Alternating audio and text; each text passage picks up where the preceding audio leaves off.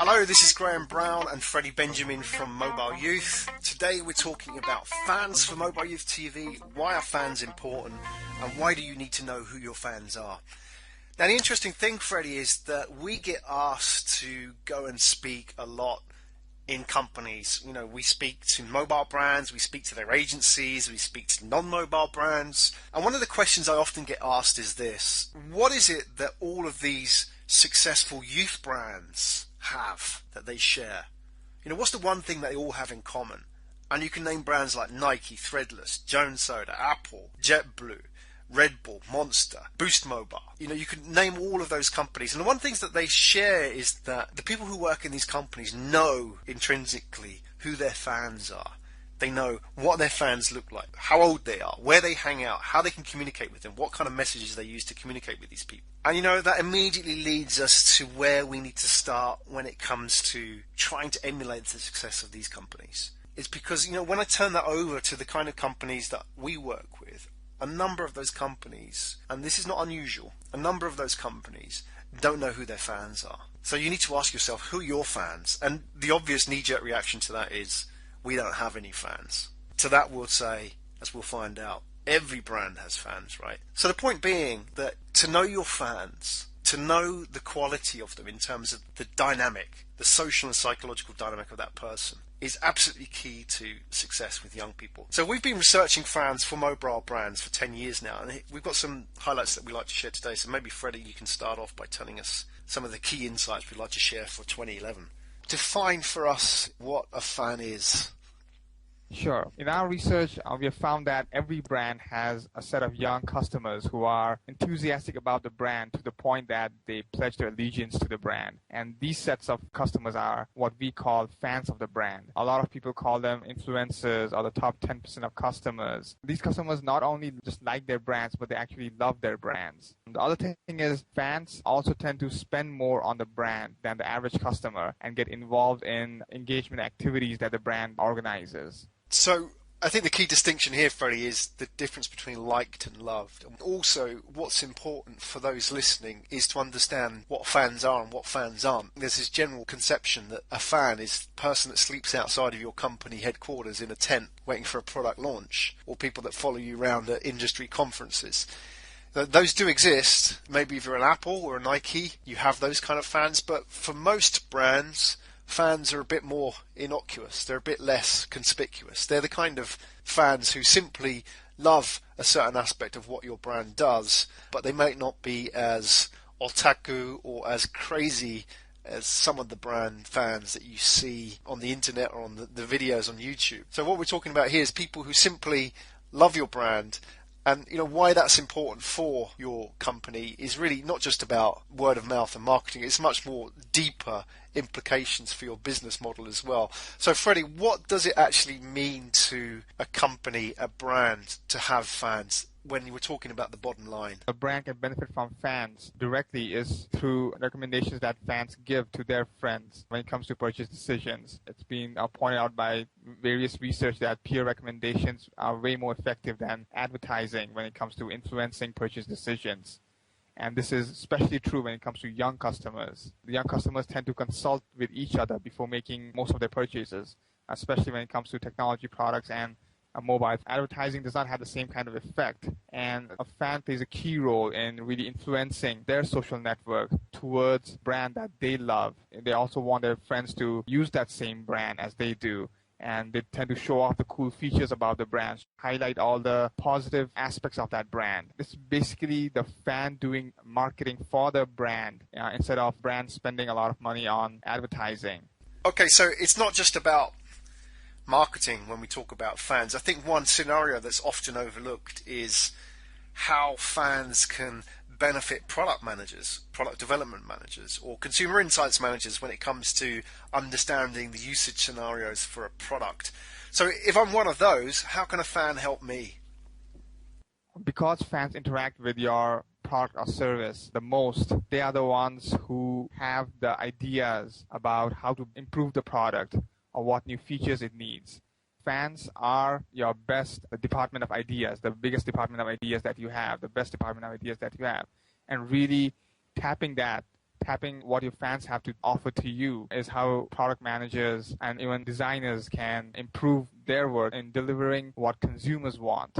We've seen some good examples of this with BlackBerry and BlackBerry Messenger, where the fans, i.e. the emerging group of students and high school students using BBM, were really the ones that drove forward the usage scenarios of BBM. They're the ones who really discovered it outside of the executive sphere, and it was up to BlackBerry really to tap into this group to really leverage their ideas and then bring those back into the company to work out how they could evolve this platform. Okay, so let's move this discussion forward in terms of fans. Some key points on fans from our research that we'd like to share. I think, really explode some of the myths as well about fans. Maybe you could start us off by introducing the first point, Freddie.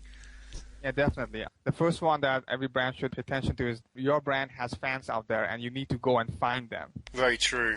And I've been in a number of examples of meetings or presentations where I've been with mobile brands and, the idea that they had fans seemed to be alien to them. We're a mobile operator. Why would anybody be a fan of our brand? And, I think the reason is because they understand the fan as, like, as I said before, the guy that sleeps outside the Apple store. Or people at iJust Eat. These kind of people. You don't have to have people to that extreme. These could be quite normal, to use the word normal. But basically, these are people who just love your brand. And maybe, just maybe, because we employ traditional forms of marketing, we use the agency to employ mass marketing, we're overlooking these fans.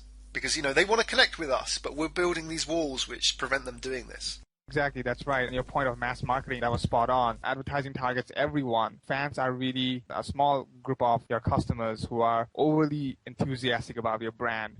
So you cannot target them using the same traditional channels. On your point about, some of the brands don't believe that they have fans. If you look at mobile operators tend to have fans. They might not be fans who are sleeping outside the headquarters, but at the same time, they are the ones who are singing praise of the brand in terms of the network coverage and the customer service. And that's really what Verizon has in the US market. It's been the number one operator because it has the best network and the best customer service. People who would qualify as fans of Verizon are the ones who stick to the service and don't switch because the service is reliable. And that's what they really want from the service. Going on to the second point, now fans are a valuable asset to the brand, and they directly affect operational margins by bringing in more revenue and reducing churn. Verizon has stayed the operator brand with the lowest churn in the US market for a number of years now. And even though AT&T has caught up, that's only because of its exclusive deal with Apple's iPhone, which is going to end next year. Apple has a lot of fans, and that is the only reason why AT&T was able to reduce its churn rates. So that goes to show that having fans really affects a company's bottom line. Third point is that brands need to engage in a dialogue with their fans. In fact, fans actually want brands to engage with them, so brands should not hold back, and they should really put themselves out there and try engaging their fans. I think one of the reasons we tend to overlook fans, Freddie, is that organisationally, we're not geared to find them. We're not geared to deal with them. We're geared to deal with 100% of the market. So if you suggest to somebody that they should focus more of their effort on 10% of the market and let that 10% influence the 90%, the immediate knee-jerk reaction for a lot of traditionally programmed organisations is, well, we can't run a marketing campaign that focuses on 10%. So immediately, the old school of thought is pre-programmed to think of the mass, think of the quantity rather than the quality. So it's very difficult to get that out of that mode of thinking into thinking that we should commit more of our resources to a smaller amount of highly influential people. Because you mentioned it earlier that it's 16 to 24-year-olds that influence 16 to 24-year-olds, not our advertising. So what we need to be focusing on is those influential 16 to 24-year-olds and targeting more of our resources there. They want to engage with us, but we build these walls around our organization, such as mass marketing, such as employing an agency to do an ad campaign, which really blocks them out. It really shuts fans out. And if you look at the organizations that get it right, organizations like Nike, like Apple, like Threadless, like, for example, even Verizon, when they get it right because they manage to break down these barriers within their organization. So engaging fans is not a marketing campaign. You can't run a campaign to do this. You can't employ an agency to do this.